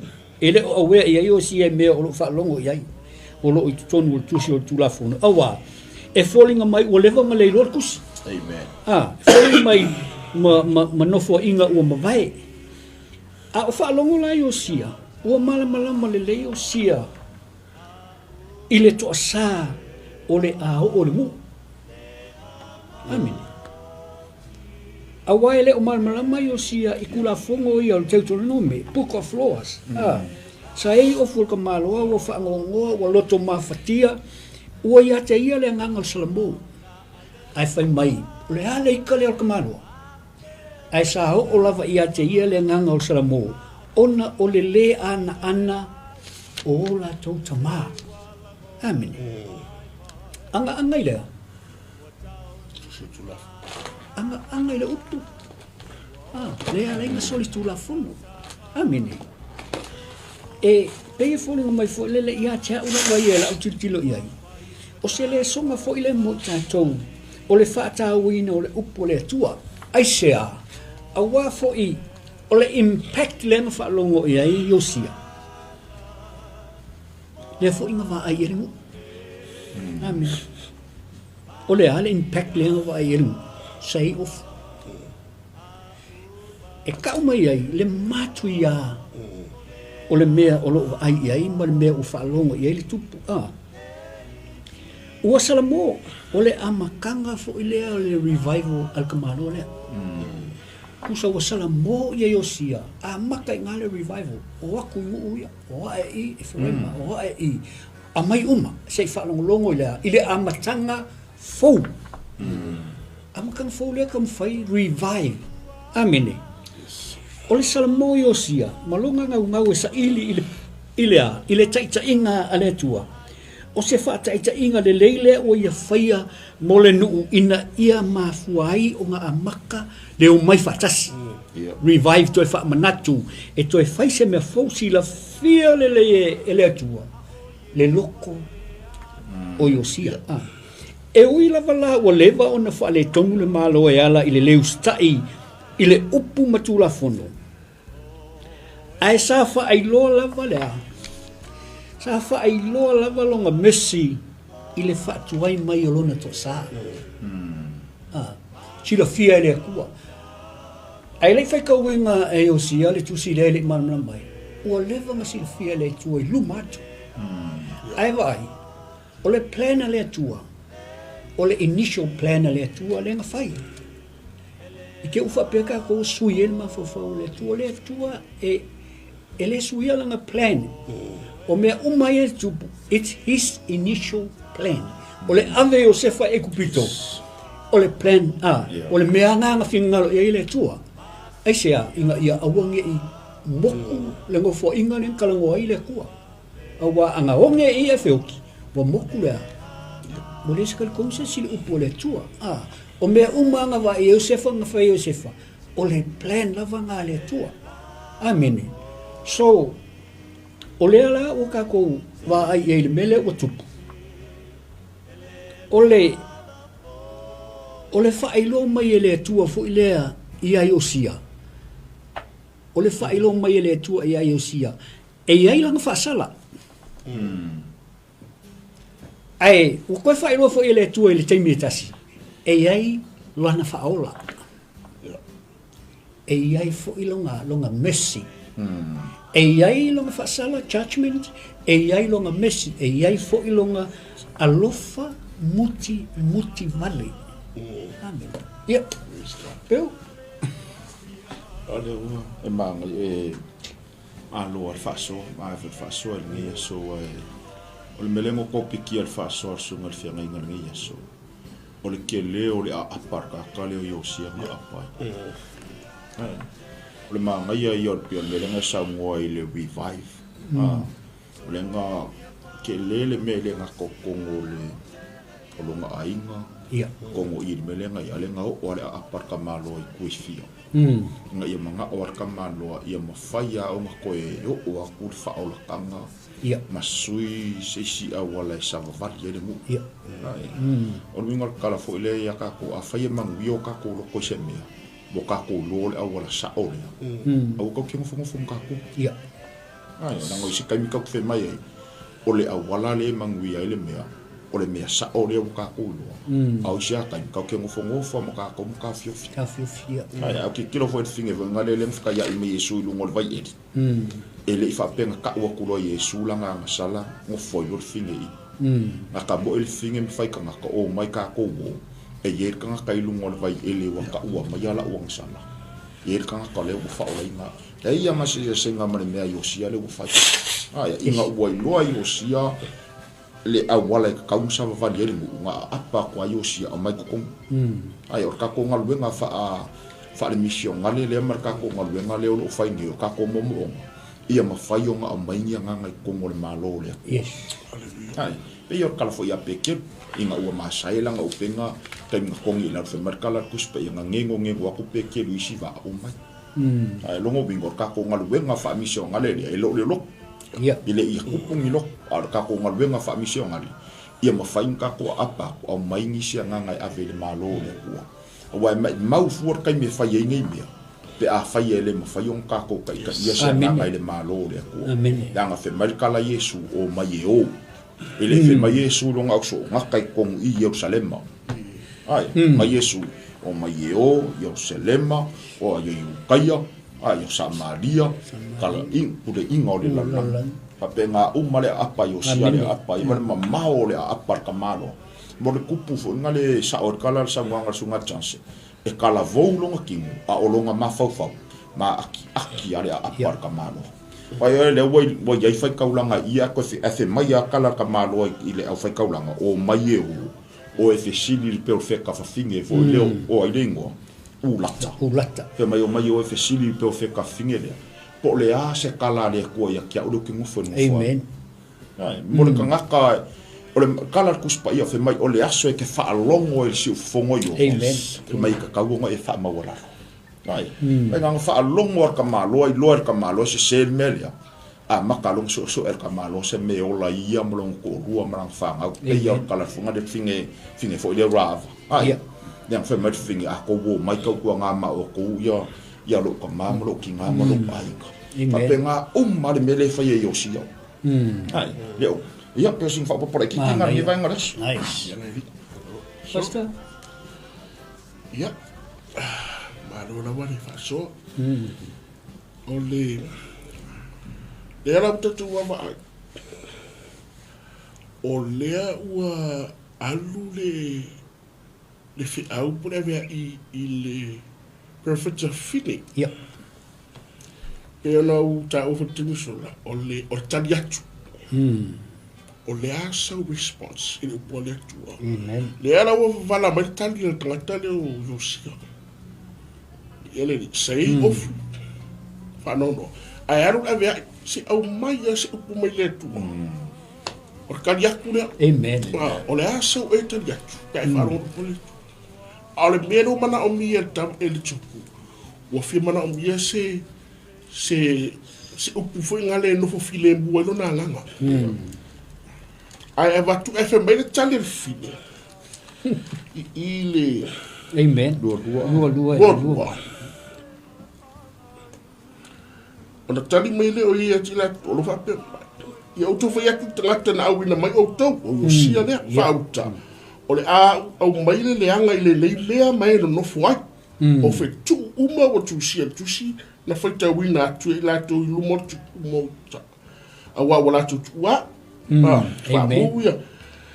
O lea e li lingi ai lo wita i le nei mea e le ti me ya lava. Le o tali mai le tu e wingan mana onga ia mo se tofi le mo tu. Amen. O le tali atu tupu i lungu whaalo tu la. A o le tupu o yo sia le. O lo whapeo ni fitalai mai o Yehova i le tua o Israel upu nei whaalonga awa. Sa vai vai lo loto ma we wha maua lalo i le tua ino we whaalonga ia na upu i le nei mea. Mai no fai, ma we fa mo lalo yo mo. Ma we say e fo yo off, we dang. We fa longo i lava fa uta. O te fa tasi na tu oe i uta ma. E o tu fo oe i lotu nga mau male file mu. Amen. Ai le lo e o matale male e uma o te fa o mai lunga o le nei mea. Praise God. E wa tali mai le. Yes. Ina ua whaalongo le tupu e tusi tu lafono, tusi e mosi. Na mana o mia se file mu. O le alo na tali atu. Fisili li tangata o le atu ea, mai se upu mai le atu. Aru tali mai le atu. Ona ua e whaamua lalo. E wai li kida. O sa iau ofua e tangi. I sa ili mai. O melia. E ki ka oko a male file mu. Amen. E te alo male file mu. Praise the Lord. O le a sau tali atu i le atua, i le upo le atua. Amen. E ulo au tafa, e ulo tua, e fuli mai lo tua. Pe te tō tuli mai e wala au i nei mua, mai se upu whawhile i mua lo tua. Ala lea. Praise the Lord. Leo manino tatu. Amen. Au wai te popole o si. Amen. E te ta oto au male file mu. E se a. Langolo tali mai. O lo response. Praise the Lord. Amen. Ai manga ia foi pa kala fala le soma ia. Ka ku va ai ia. Ile response o le o le asa o tali atu o pole tu. Amen. Mana ia tali yosia. Tangi sei of. Ele ofu ia o le loto. O le famo la. Praise God. Amen. Tali atu o pole tu ala tato famo na. Masa ili le tu. E ala wa mai le tu tato. E ki ka o kua manmangia. Amen. E siri atu lono fua inga iau ta maa ua mawai atu. Au ke polisi. E te ta otu a manmangia. O le file nguna le tali mai le tua. Tātou tali atu o pole tua pe ona tali ai osia. Amen. Amen. Ia. Manmangia mai le tua. Ma lo fa soa. Manatu le ua lam mai u tātou po kalame. Ua. O atu fo i si iui fo i o le tātou mata upu. Ai o la atu le sunga ia peo, ia o mailo ia o te wha umatua tātou po kalame. I le pe eisanga wha popo i le vaenga, mole lau sunga whaifi au. Ke loa leo ki le ngako kawa maa ia mea o kako mkau. Ai la whai wot se tala wha pēd whai upe tolu suma tolu. Amen. Ima yo na ve ese ina ile yo sio mia leanga uma inu uma sa ile whanaunga i sawai. Ma ua pule yana au auna o ila tō uma sa Yerusalema. I au auna lava ia i ova lo la tua tua. Ua la tō leo ese yo nasu uma i lo la tō muli muli ia i ova. Amen. Lea tua lo la tō tama. Amen. Ma ia ai. Amen. Ia kala ho lea kuspa ia. Ma ngai ka kai lo a makase me ko lo fai se me. Amen. Wala upo mo ia. A makale ngo fa inga yo sia ile ko. Ko fai u fo ilanga ngo fo inga ile. Amen. Ai. Ya melen sa no ile sunga ya chance ole ki a ko le melia. Ole lo ile tangata fa ma wala. Amen. Ai le ai a se so ta to we wa to sa na mi ton. A o ya ka vi ka fe mai le ko ku so ma woloto. Ma fa le kongu a kavika. Amen. Ai ole ki a kol melia. Ole ma faie de tangata ona i loa ona fa ma walalu. Amen. Yang a faie te fa pe i foi le isa wang sala. O te ta watu ya nte oe o sili ai fa tala tu spa ia fa ka ko fa pe fo lo ka ko ka sa ia longo winga e o ka ko sele i mo le ai ya ngo tato mo tangata sala tangata fa le ton ai a fai tato te lo fa ma wala lo pe tangata le o yo sia na i lo yo sia fa ma wala lo ilea ina o se se ta inga ta ma o ta ma se ta inga lo ta ma se a ko mo ka ko le mo o le ki a ko la ngai lo yo sia o le lo na fa ma wala sa mo yo te lo le wo pai wi fo fam tala fa ma wi te le tu la fa fo a fa tai fo li lo sa se lo wa pe wa u yo le te sa we fa popo fo se sta ni va te tele mo le no ya ma se fo yo sunga fa fe ngai ngai ya mai ki o le tai fo yo le ni tv ya nga leile tu ne yaso no so fo yesu ya mene ia masalo tato pu kala mele Samoa e mo le atu le nganga le whaftai lo mafuta mai e whai mai whai ungo le whai ura ua tū le tupu i le tūlanga o e tū ai lo tūlanga amen o e tū ai whai mai ua tū lo na tūlanga ai osi le whengainga i lumo le lii ma le no amen e mawhai ona iei au wala e avea tātou i e iei au wala na avea tātou i o le whamawalalo le na tala noa le au bauna le mawhainga e mawhaia se mea a le mawalalo lo moto a vai whamawalalo le ua makuho o tua i whawha tala i atu i nuo tala i atu i pe o kakonga luenga le whai o le tātou TV ia o le tala i atu le au whainga luenga nei whaasoa atu i leo ia i mātou se atu atoa o se iloa o le fionga le atua a ele ola tau mawhai e whainga ka ia ngai kara amene tātou ola tau mawhai e Samoa mai ua tūle ta māloa i lona tūlanga a e osi le whenga inga e amakanga lea a matanga rea le sa tatu tala noa ai. Le ua tū ilu mo le nguku. Ma le atua, I promise i le atua. Mea umanga ia whai am tau nua nei mea. Le wha maulanga. amen Ua maulano lona loto. E a kako. Ua mai o tātou loto. Ia teu e tātou loto. Langa, e stupu mai ele amio. Po le ale whai mai o ngaka ama, ai kupulo se whawhitauli. A le leila na tau loto. E se la upu whai.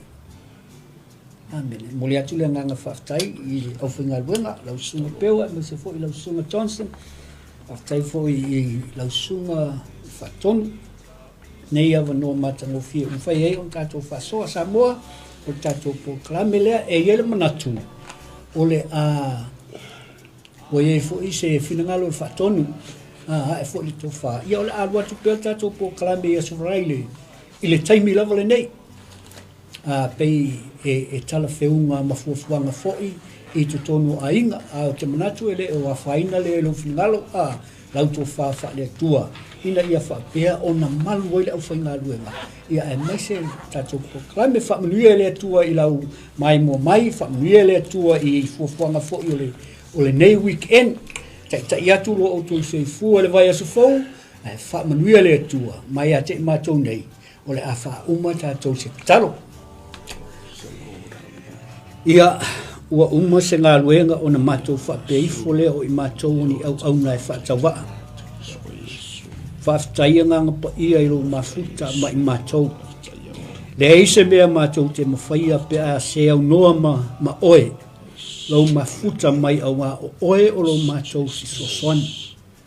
Mātou te wala au ia te oe i taimi o whainga tā. Mātou te wala au ia te oe le taimi o la upu.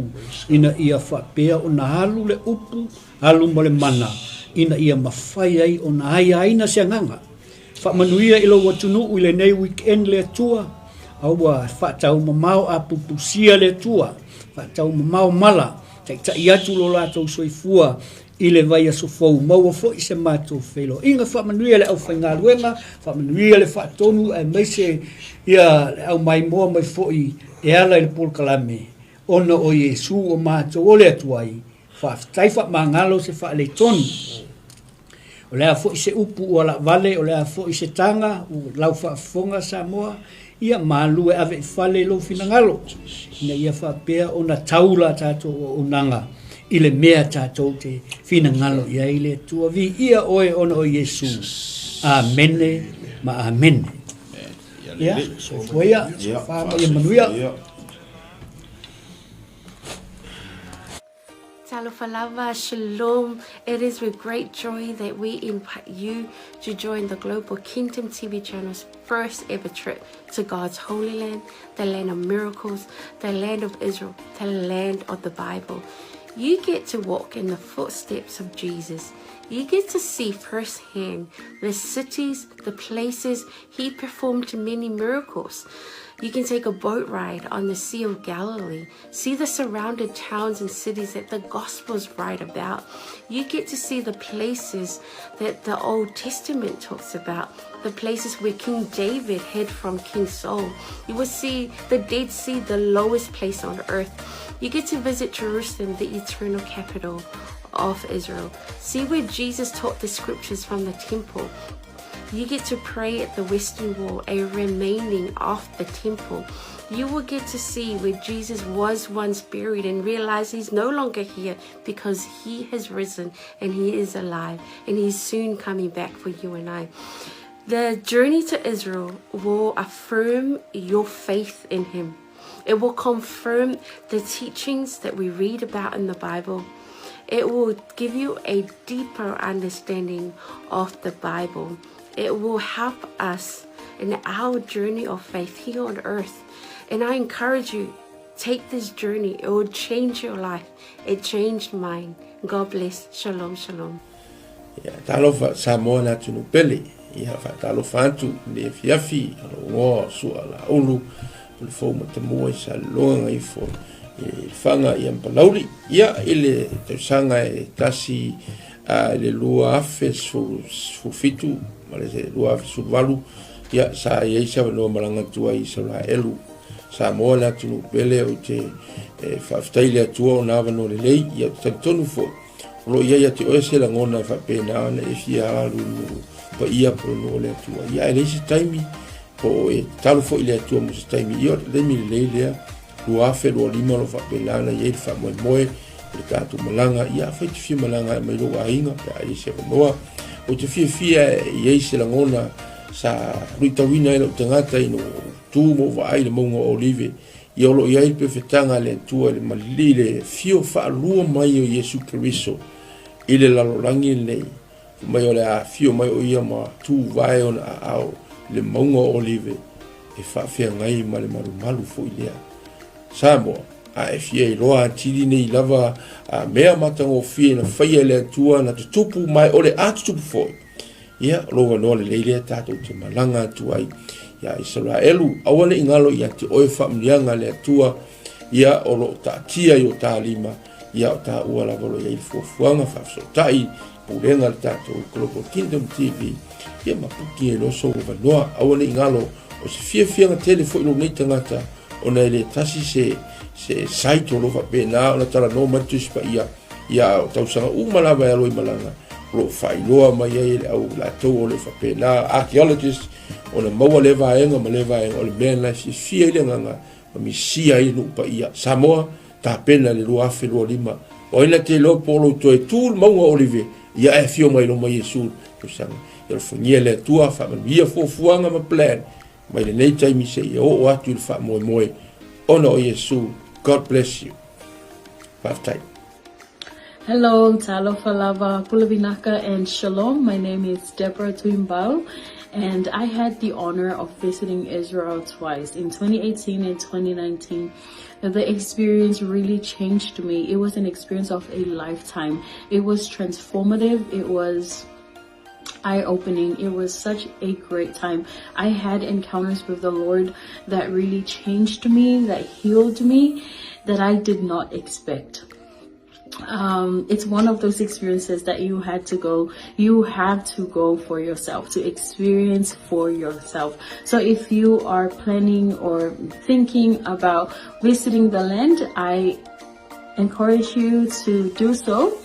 Go ahead, invest in a trip, and go receive your portion. God bless. Ya, salom talo falava wa pa anga to Global TV so se to le lang ia ole o sia Paulo Poutoa futi pali ile le ngoa ia ole lua fesulfa na o malanga Israel ia e se tawo so ole atua ia o se mesa famoni na ia ole te la me le uma ai o se ole ngole mango fulu ingale na tatalo ia Yesu Kristo ai tu mai ia dia ma mo se desi tu ngango la ngonga ai se va ngango la ngonga ile nganga pa yo le tu ia awalo fasingo manga fo ima ile o mai male pa ngai le tu nganga luenga ai o lo sila mai mo mai tu la ia o te le sa un le simalanga le tato ko ti di ta sang fo ia fe mai tala mai au ta wo yo lo so te o le tu o lo totalo ngole tu ai mana ia fo o te soli fo i au le tu sa fe malanga lu ia te to ne mo finish fa monang ia fe mai tala mai au fa fo Yesu Kristo. Amen. Talafalava and Shalom. My name is Shivani Sharma and I led the Salmon Delegates for Israel 2022 and 2023. And both groups went to Israel for the Feast of Tabernacles, which was around September and October of both of the years 2022 and 2023. And I just wanted to come and share some encouragement and some quick encouragements for those who want to go to Israel this year. Israel is the Holy Land. It is the center of where our faith is as Christians.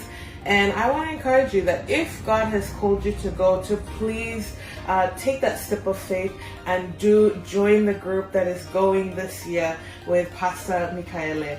And I want to assure you that going to Israel is a trip of faith. You may not have all the money in the bank, but if God has called you, I believe that the Lord will open the door and make the way for you to go and receive whatever He has for you in Israel. And I'll just share that being in Jerusalem, the city of our faith, the city where the center of where everything happened in the Bible, it's an amazing experience, and there's nothing quite like it.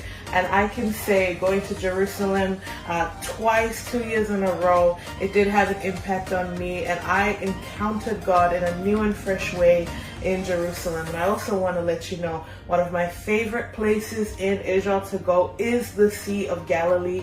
And we know from scripture that the Sea of Galilee was where Jesus did many miracles and ministered during His time here on earth. And it's one of the most peaceful and beautiful places. So I do encourage you, if you do get the chance to go and see the Sea of Galilee, where the Bible comes to life. So if you want to have a fresh encounter, even with the Word, when you read the Word, it is so different when you've gone and seen those places where Jesus walked, where Jesus ministered, and even the places where our Lord died and rose again. So that's my encouragement for all. If you want to go to Israel, I believe this is one of those opportunities for you. So please take a step of faith and get ready for the portion that God has for you. In Jesus' name. Yeah. Fatalo fatu pa ia malu Samoa. Ia olo wingoa o Ioelu maninoa. Ile tausanga e lua afes fuluvalu. Ia o tausanga le na tatala i ele li isa manoa o te malanga atua Israelu. Ia o se fatu puina lava le fia ma le oli. Ona talitonu ese fole faitau le afia o ngā le atua. Ia ese fole vainga ina uahalu ma vai matula u ele.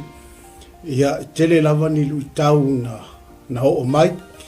Ia ai pei lava o le na o vai ai le vai tafe o Yoritana. Ia o le vai lea sa baptiso ina ai Yesu. Ia o lea sa whaatino ai la mātou baptisonga. Tō tele i mātou 50 fa i mātou sa whai en mātou baptisonga i sunga foi whawhenga inga peo na mātou iai. Ia la ngona lava le mamalu o le atua sa whai foi le viinga, ma whai pesenga, ma whai le tautalonga. ia ona o le agaga faafetai i le atua le ia avanoa tatala mai e le atua ia afai o iai se mo i mitinga ia te oe te fia malanga le nupa ia o lo avanoa le lei lea ua saunia le Global Kingdom TV ia le avanoa ia e fai malanga atu ai o no le suafo Yesu. Amen. Talofa lava, o lo wingoa o e seta wapsuanga whaumui. Whaftai le atua mo le nei avanoa o maua e mawhai ai ona o whaasoa atu i atu oe. Pe a whai o i atu oe se langona e te fia asia le no upa ia o le atua. Le nei a fiafi o te fia whaasoa i atu oe. O se filifilinga tonu, ma le ami o tonu. Ilo wo atu iai, o le a e iloa ai, pei ona o wo iai, e te langona le iai o le atua i mea uma. Lea na o whaapea i foai lo uloto, le iti oa a moli mau le fionga pa ia le atua, na o si fea ngainga ma le nuu o Israel. Pa ai iai le manuia i so se mea, lau ele o la autoto o mea uma, manuia ia o le atua o lo talia Israel. A whaila o ia te oe se nau ta inga e te fiasia, e maua lou a manoa, tātou te toe malanga whaatasi ai ma oe, pe a whai e te fia malanga, e le nei malanga o lo o tāpena nei, ia ona o le suafo Yesu, amene, ma amene.